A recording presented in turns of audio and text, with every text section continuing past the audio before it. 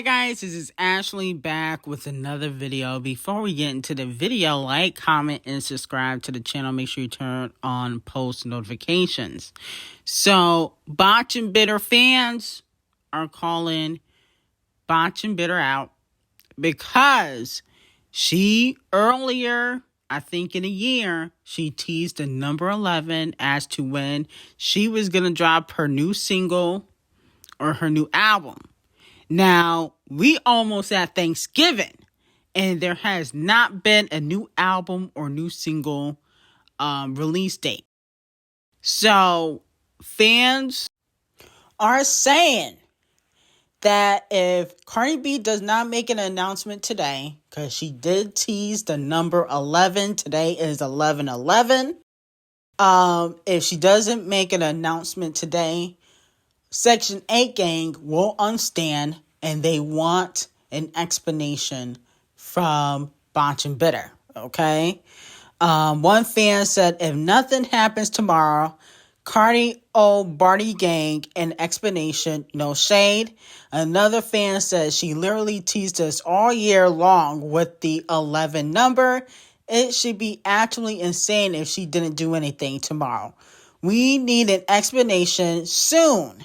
I have no choice but to drop in 2025.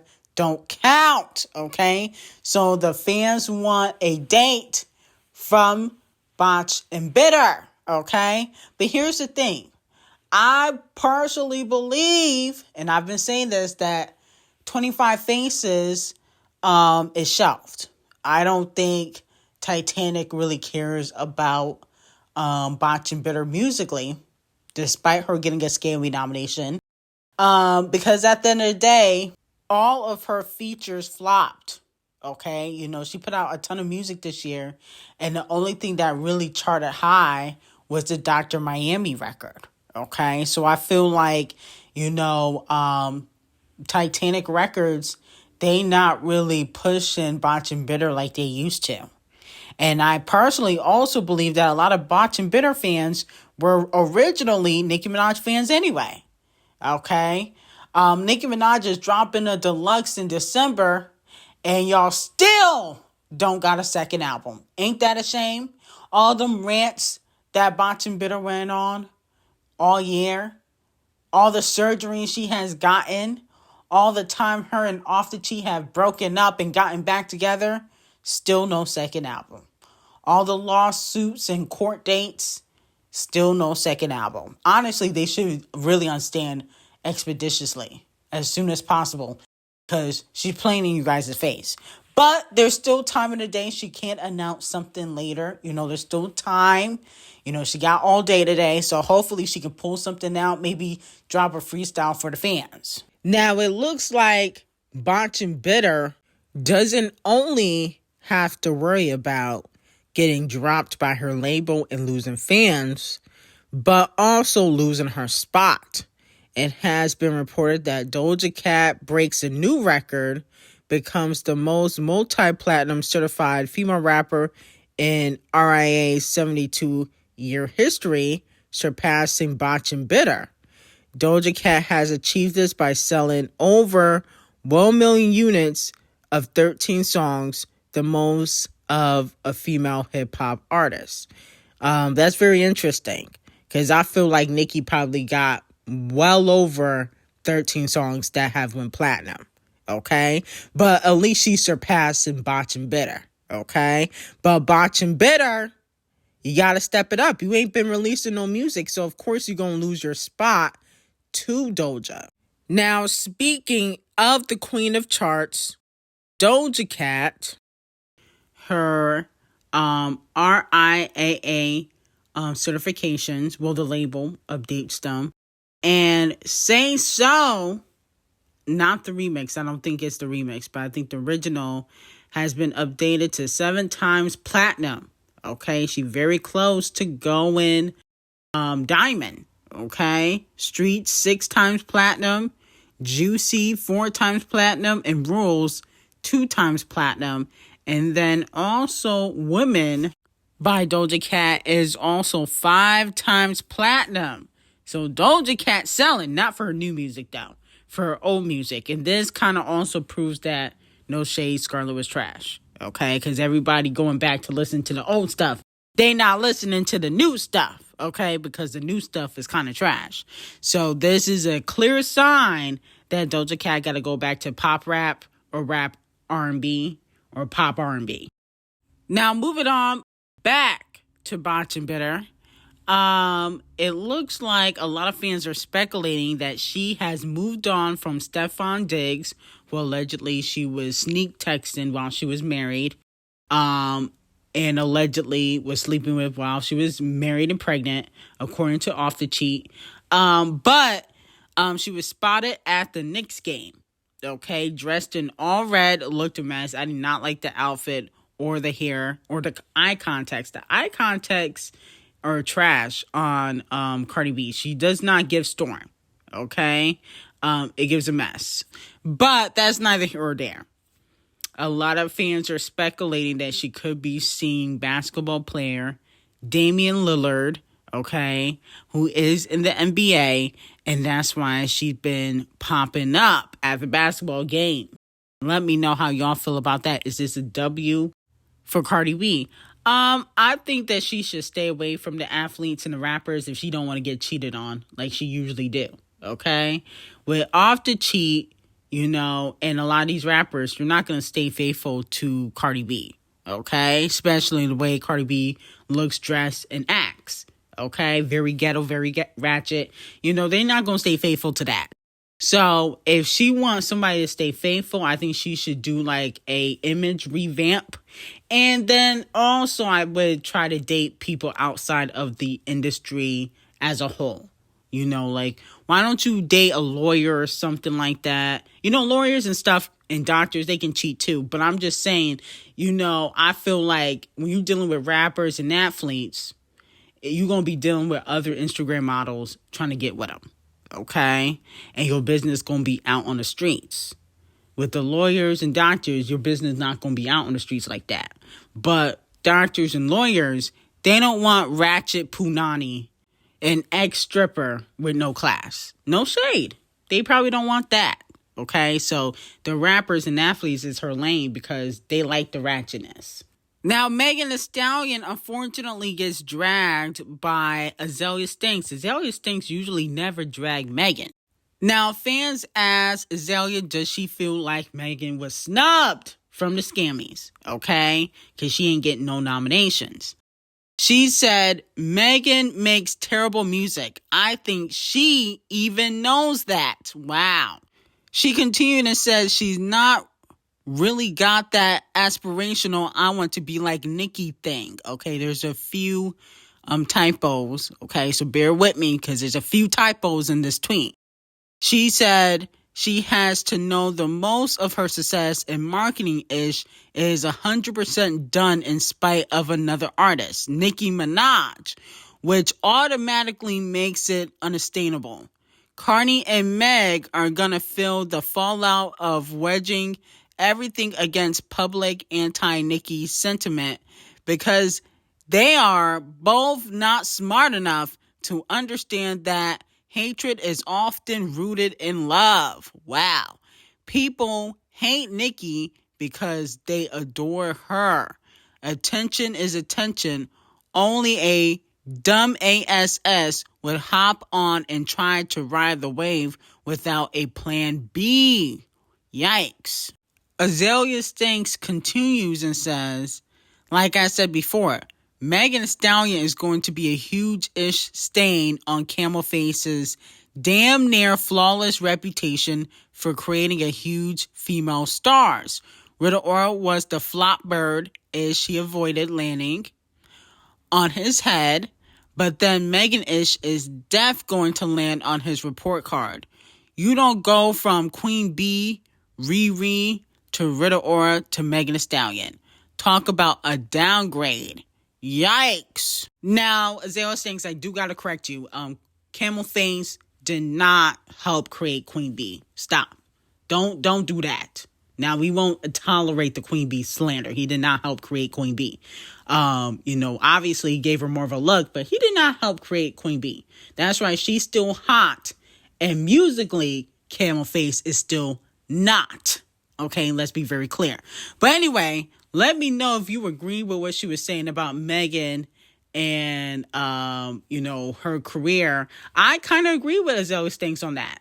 But it's always been like that. Anybody that goes up against Nicki, they get a look or something, or the industry start pushing them. They do the same thing with Scratch Off.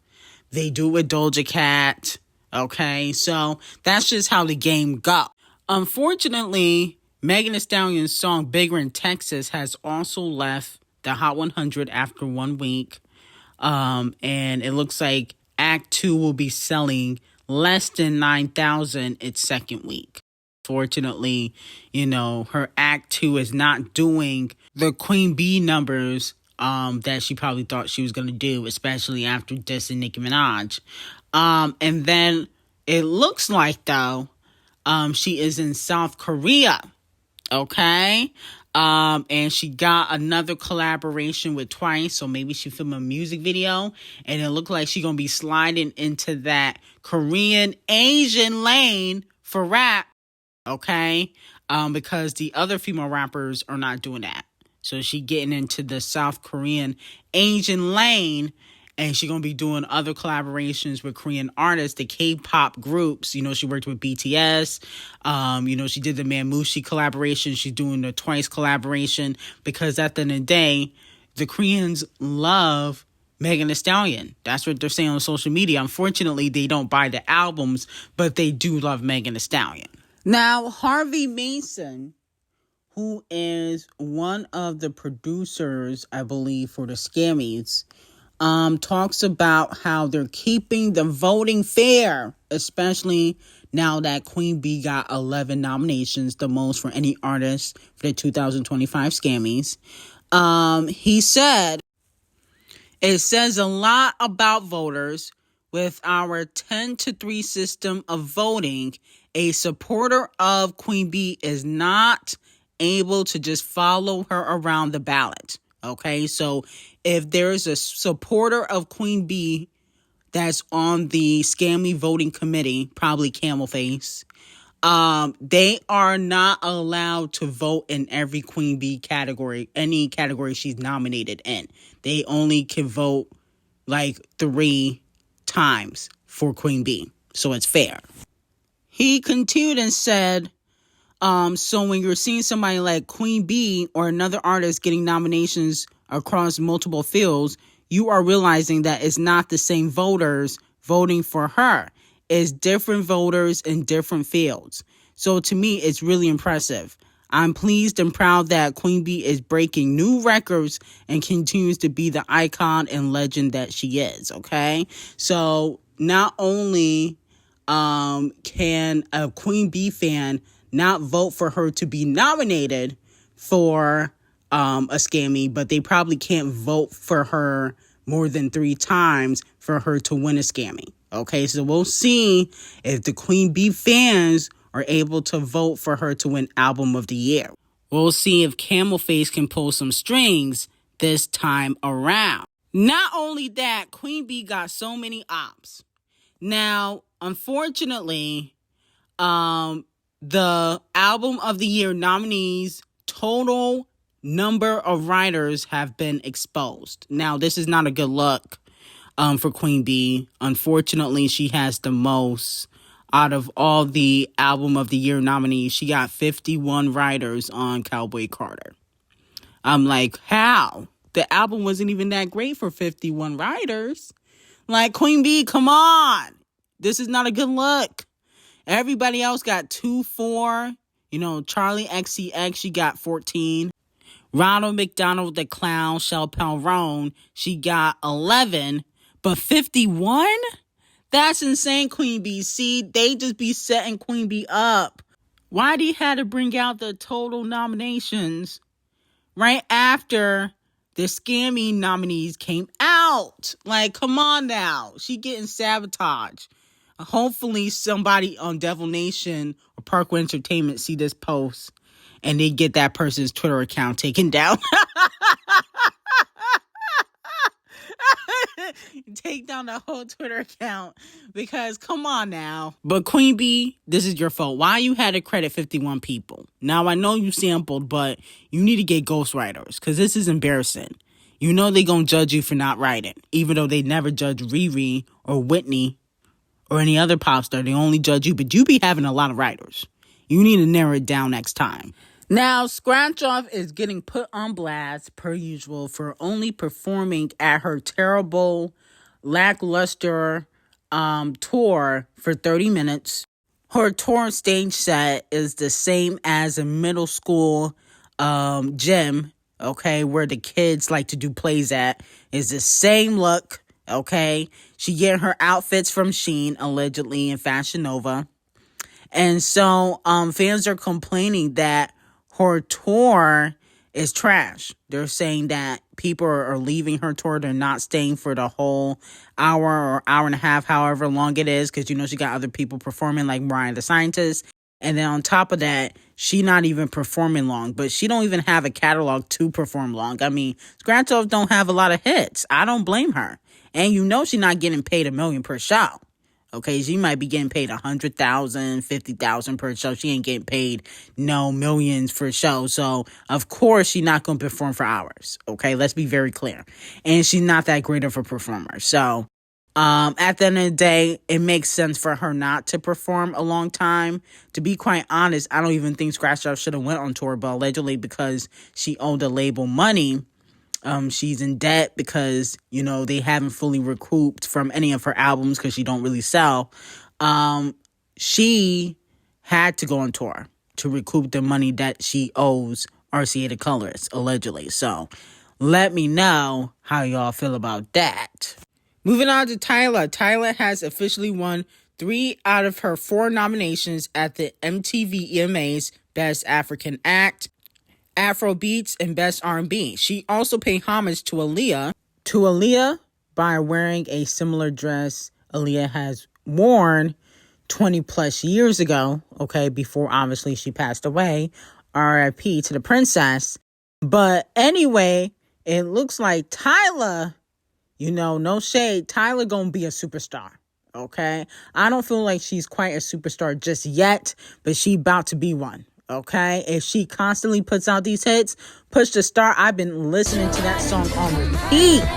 Okay, now Harvey Mason, who is one of the producers at the Scammys, was asked by Variety why Tyla received 0 nominations for the 2025 Scammys, and allegedly it was due to her music not being fully R&B or Afro beats. Okay, so they didn't really know what category to put her in, which kind of makes sense. I said this before that Tyla, she's not necessarily pop, okay, but she's like R&B Afro beats. I feel like they got to put like a separate genre for that, R&B Afro beats. I think that they got to start combining genres because a lot of artists mix genres. Like, you know, Doja Cat is not really just pop, but she's also not just rap. A lot of these artists like to combine genres, and Tyla's one of the artists that does that.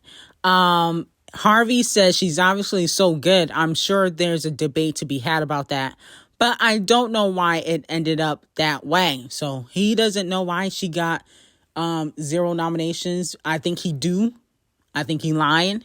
But in the public, he's going to say, oh, I don't know why. Just like if Queen B doesn't win Album of the Year, he going to play dumb and be like, oh, I don't know why she didn't win Album of the Year. When you can just obviously say that Cowboy Carter was trash compared to Renaissance. You can just say that. And the fact that she got 51 writers when it didn't need that much. Okay? Not for that trash album. It didn't need no 51 writers.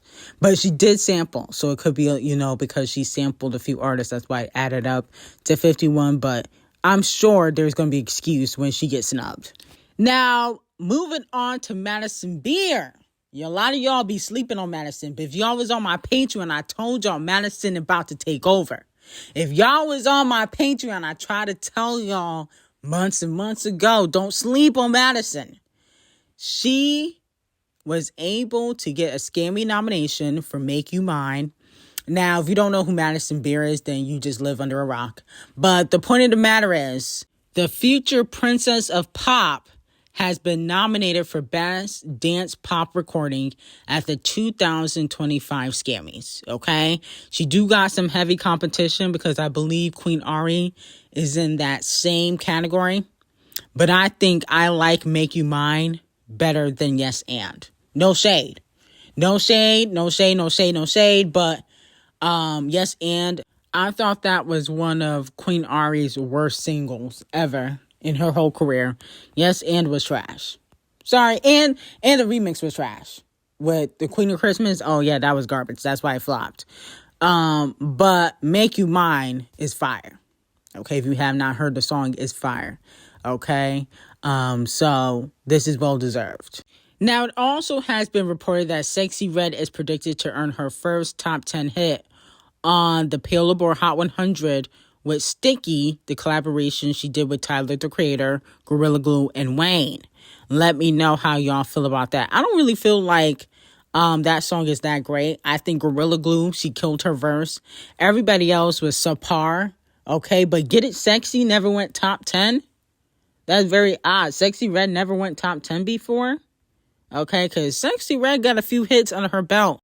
But I feel like people don't take Sexy Red seriously because she's not lyrical and she's very ghetto. But, you know, there is a lane for female rappers like her. You know, she in the same lane as like the Cardi B's, the Sukianas. You know, she in that same lane. So there is a lane for female rap when it comes to Sexy Red. You know, like the really, really ratchet ghetto, Dollar Tree rap. That's what she gives.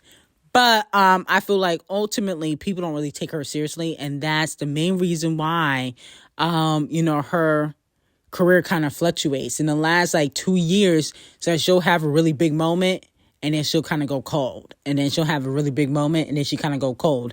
Because I don't think people take her seriously. But let me know if you like her collaboration she did with Tyler, the Creator. Now, moving on from that, Nicki Minaj was snubbed. Okay, Eminem has won Best Hip Hop at the 2024 EMAs.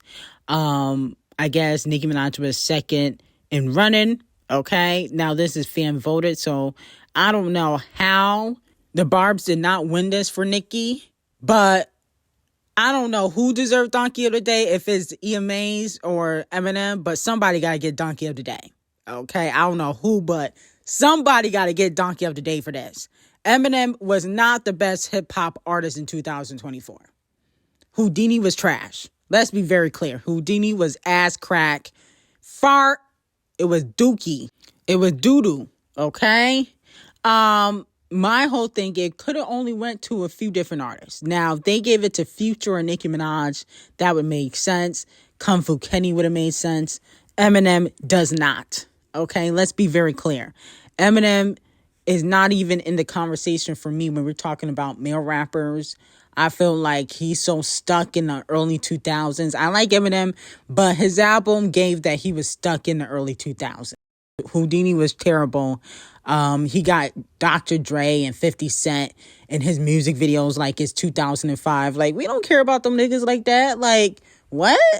Like, it was just terrible. So at the end of the day, I don't know who's getting Donkey of the Day, but it got to be Eminem, the EMAs. Okay, maybe they fudged the numbers at the EMAs. Okay, Nicki probably won, but they didn't want to give it to Nicki for whatever reason because she never show up. You know, Eminem didn't show up either. But Nicki, they give her an award all the time and she never show up. So maybe they was like, you know, we're not giving it to her no more. But either way, Eminem did not deserve to win. I'm sorry. I know this might be the unpopular opinion, but he did not. So anyway, I got some very hot tea behind the scenes on, you know, your future president and what his plans are behind the scenes. That's on Patreon. Link will be in the description. But anyway, I will see you guys in the next video and have a great day.